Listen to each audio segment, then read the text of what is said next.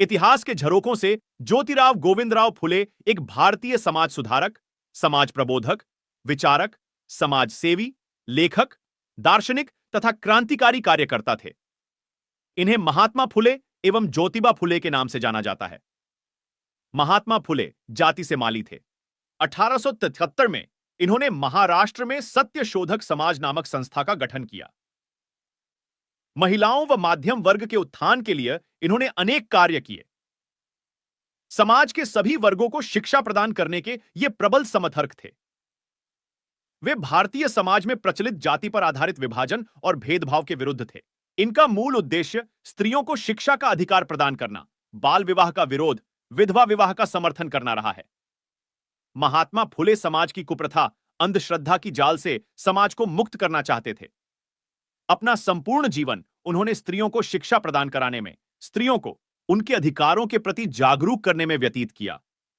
9वीं सदी में स्त्रियों को शिक्षा नहीं दी जाती थी। महात्मा फुले जी महिलाओं को स्त्री पुरुष भेदभाव से बचाना चाहते थे।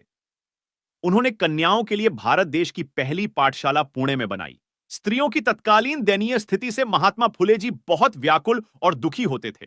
इसीलिए उन्होंने दृढ़ निश्चय किया कि वे समाज में क्रांतिकारी बदलाव लाकर ही रहेंगे। उन्होंने अपनी धर्मपत्नी सावित्रीबाई फुले जी को स्वतः शिक्षा प्रदान की। सावित्रीबाई फुले जी भारत की प्रथम महिला अध्यापिका थीं। उन्होंने विधवाओं और महिलाओं के कल्याण के लिए बहुत काम किया। इसके साथ ही किसानों की हालत सुधारने और उनके कल्याण के लिए भी काफी प्रयास किए। स्त्रियों की दशा सुधारने और उनकी शिक्षा के लिए ज्योतिबा ने 1848 में एक स्कूल खोला।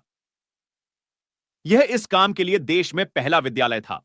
लड़कियों को पढ़ाने के लिए अध्यापिका नहीं मिली, तो उन्होंने कुछ दिन स्वयं यह काम करके अपनी पत्नी सावित्री फुले को इस योग्य बना दिया। गरीबों और निर्बल वर्ग को न्याय दिलाने के लिए ज्योतिबा ने सत्य शोधक समाज 1873 में स्थापित किया। उनकी समाज सेवा देखकर 1888 ई में मुंबई की एक विशाल सभा में उन्हें महात्मा की उपाधि दी। ज्योतिबा ने ब्राह्मण पुरोहित के बिना ही विवाह संस्कार आरंभ कराया और इसे मुंबई हाईकोर्ट से भी मान्यता मिली। वे बाल विवाह विरोधी और विधवा विवाह के समर्थक थे। अपने जीवन काल में उन्होंने कई पुस्तकें भी लिखीं। गुलामगिरी, तृतीय रत्न, छत्रपति शिवाजी, राजा भोसला का पखड़ा, किसान का कोड़ा, अछूतों की कैफियत। महात्मा ज्योतिबा व उनके संगठन के संघर्ष के कारण सरकार ने एग्रीकल्चर एक्ट पास किया। धर्म, समाज और परंपराओं के सत्य को सामने लाने हेतु उन्होंने अनेक पुस्तकें भी लिखीं।